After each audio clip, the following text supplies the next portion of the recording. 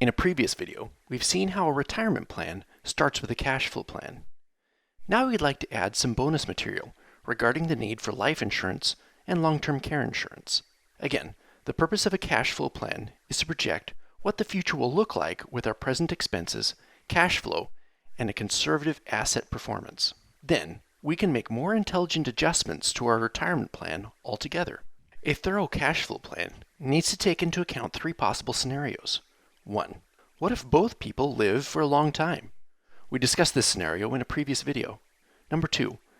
In this video, we will deal with what will happen if one spouse dies early. And 3. What if someone needs long-term health care? If you recall, the Andersons had 3 guaranteed income streams for retirement. The first is David's Social Security, which, after taking advantage of delayed bonus credits, will provide $3,965 per month. Secondly, David had a pension which would pay $900 a month and had a 50% survivor benefit.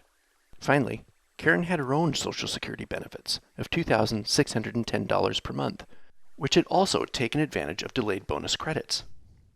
Before we carry on, it's important to remember, according to the Social Security rules, if the higher earning spouse dies, in this case it would be David, the surviving spouse will step up to the higher benefit. This means that if either spouse died, the household Social Security benefit would drop from $6,700 per month to $3,900 per month. This is obviously a significant amount. In our first scenario, we will see what happens if David were to pass away early. We are going to make some assumptions. First, that he dies in the year 2025, and that Karen will only need 80% as much money to maintain her standard of living. As we project our data, we see David die at age 75. We also see the income from his pension get cut in half, and one of the Social Security checks stops. This loss of income means they no longer have a positive monthly cash flow, and Karen has to begin drawing money from her saved assets to maintain her standard of living. Over time, we see inflation begin to take its toll, and the savings start to decrease.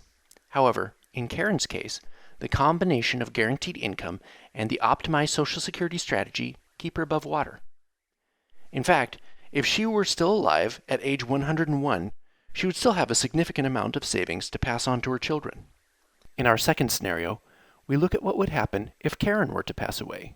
We use similar assumptions from the previous scenario. Here we see Karen pass away at age 72, and one of the Social Security checks stops coming. However, there is no reduction in David's pension. Again, we see a negative monthly cash flow, which is drawn from the saved assets. However, the rate of withdrawal is now lower from that of the previous scenario. As such, even with our conservatively projected 4% rate of return, the assets continue to grow. Then, at age 101, David is still able to pass along a significant inheritance to his children. The third scenario we consider is what would happen if David were not to die, but had a significant health event that required long-term health care, like Alzheimer's, dementia, stroke, etc. Again, we must make some assumptions. The first is regarding the cost of long-term care. The average cost in Washington State is about $8,500 a month. Of course, this means there are cheaper options, but there are also more expensive ones too. We have assumed the average. We are also assuming that the cost of long-term care will continue to climb at a rate higher than inflation. We use the rate of 4.35%. We also assume that each individual stay is for 4 years, which is longer than the average of 2.5, but again, we want to hope for the best, but prepare for the worst.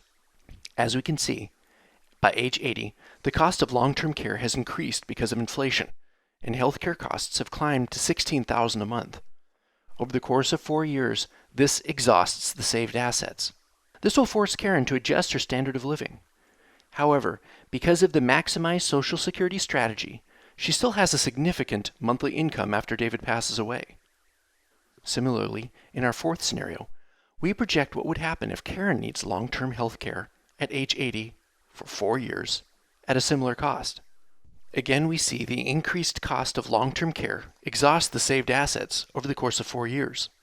And again, we can see that despite the loss of these saved assets, the delayed Social Security strategy helps provide David with a decent income, even though he will still have to adjust his standard of living somewhat.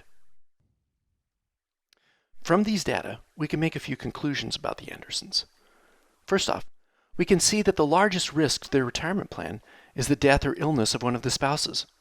Please forgive me for stating the obvious, but this means they ought to make healthy living a high priority. It also suggests that life insurance is probably not needed in their case, unless it was for the purpose of estate planning. However, the possible need for long-term care represents a significant crack in their nest egg, so to speak. As such, they should probably consider purchasing a long-term care insurance policy, and they should do it soon before its cost, which is based on their age, climbs to prohibitive levels. To learn more about long-term care, please read Chapter 8 in Sound Retirement Planning, which is available on Amazon, or for free after watching video 3 in this series. Also, to explore the cost of long-term care, please click on the link below.